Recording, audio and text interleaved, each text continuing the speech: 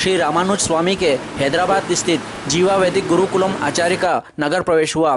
सूचना देने पर राष्ट्रीय परशुराम सेना युवा वाहिनी के सदस्यगण आदिनाथ कॉलोनी स्थित भवन पर एकत्रित हुए। प्रदेश उपाध्यक्ष हेमंत त्रिपाठी ने बताया कि हैदराबाद में रामानुज संप्रदाय का विश्व स्तरीय विशाल वैदिक गुरुकुल है, जहाँ बच्चों एवं विद्यार्थियों को वैदिक शिक्षा दी जाती है। आचार्य से समय समय पर संवाद होता है। नगर प्रवेश पर आचार्य श्री गोवर्धन जी, श्री भूपति द्विवेदी, कपिल दुबे, पुनीत जी, धीरज जी के दर्शन का लाभ मिला। इस अवसर पर युवा वाहिनी सदस्यों द्वारा, जहां पर श्री राष्ट्रीय परशुराम सेना युवा वाहिनी द्वारा स्वागत के उपरांत चर्चा की गई। हेमंत त्रिपाठी ने बताया, ब्राह्मण समाज के बच्चों को हैदराबाद स्थित जीवा वैदिक गुरुकुल में प्रवेश दिलवाने के लिए पूरे प्रदेश भर में यह अभियान चलाया जाएगा। यदि किसी ब्राह्मण परिवार के बच्चों को प्रवेश दिलवाना है तो वह परशुराम सेना से संपर्क कर प्रवेश प्रक्रिया की जानकारी ले सकते हैं। गुरुकुल में वैदिक ज्ञान के साथ उत्तम भोजन, वस्त्र आदि गुरुकुल की ओर से रहेगा और यह पूर्णतः निःशुल्क है। श्री राष्ट्रीय परशुराम सेना युवा वाहिनी नगर अध्यक्ष हेमंत तिवारी, प्रस्तावक प्रदीप दुबे, पंडित शुभम शर्मा, राहुल पंड्या आदि मौजूद थे। निःशुल्क वैदिक गुरुकुल में क्षेत्र के ब्राह्मण परिवारों से अपने नौनिहालों को प्रवेश दिलाने की अपील की गई।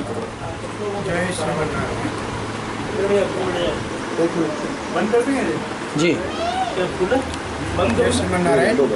मैं हैदराबाद से यहाँ आया, नागधाम गांव है। मैं वहाँ चिन्नजीयर स्वामी जी बोल के और स्वामी जी का आश्रम में प्रधान उपाध्याय बन के मेरा कर्तव्य निभा रहा हूँ। अभी बच्चे सब लोग समर हॉलीडेज के लिए घर पहुँच गया। मैं बच्चों को बढ़ाने के लिए, अपन का धर्म को और आगे चलाने के लिए इस तरफ बच्चों को खोज के यहाँ तक आना पड़ा। बहुत आनंद है। मित्र बहुत लोग यहाँ मिले। उन सबसे ये बच्चों को कैसा बढ़ाना, कैसे यहाँ से जनपद में जाना बोल के डिस्कस करने में वो बताया। मेरा मित्र भी है बोल के आपको यहाँ बुलाया। ये विधान से अभी यहाँ से ज़्यादा लोग यहाँ से बच्चे लोग पढ़ने के लिए वहाँ आए तो अच्छा रहता बोल के मैं आनंद रूप से आपको निवेदन कर रहा हूँ। जय श्री मन्नारायण। हैदराबाद जीवा वैदिक गुरुकुलम में आप सभी का स्वागत है। वहाँ पर बालक को, ब्राह्मण बालकों को पढ़ने के लिए वैदिक शिक्षाएं, न्याय शास्त्र, धर्मशास्त्र का ज्ञान दिया जाता है, अगम शास्त्र पढ़ाया जाता है बच्चों को। वहाँ पर सारी व्यवस्था बच्चों के लिए निःशुल्क है। वहाँ पर आएँ, बच्चों को पढ़ाएं। बच्चा वहाँ पर पढ़ने के बाद कहीं किसी के नीचे काम नहीं करेगा, स्वयं 10 लोगों को काम देने वाला बच्चा बनता है। वहाँ पर इतना वो सक्षम हो जाता है कि 10 लोगों को काम दे सके। वेद का प्रचार प्रसार पूरे भारतवर्ष में ये हमारा लक्ष्य है, स्वामी जी का लक्ष्य है। इसीलिए धर्म के प्रचार के लिए हम निकले हैं और अधिक से अधिक संख्या में बच्चे हमें, ब्राह्मण बालक हमें वैदिक गुरुकुल में पढ़ने के लिए आवश्यकता है। तो आपसे निवेदन है कि वहाँ पर बच्चों को पढ़ने के लिए आप भेजें हमारे पास। जय श्री राम।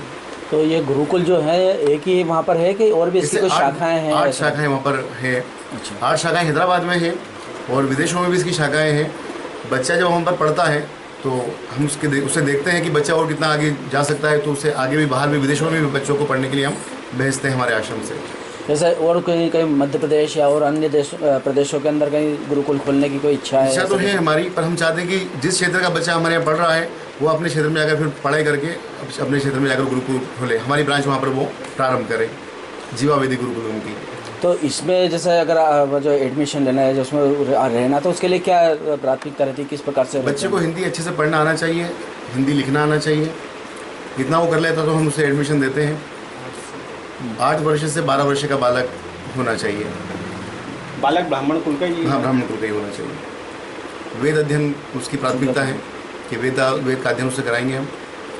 जो उसके गोत्र के अनुसार जो वेदों का पहले वो देंगे, वो नहीं कर पाता तो फिर दूसरा वेद उसको, जो जिसमें उसकी रुचि है वो उससे पढ़ाया जाएगा।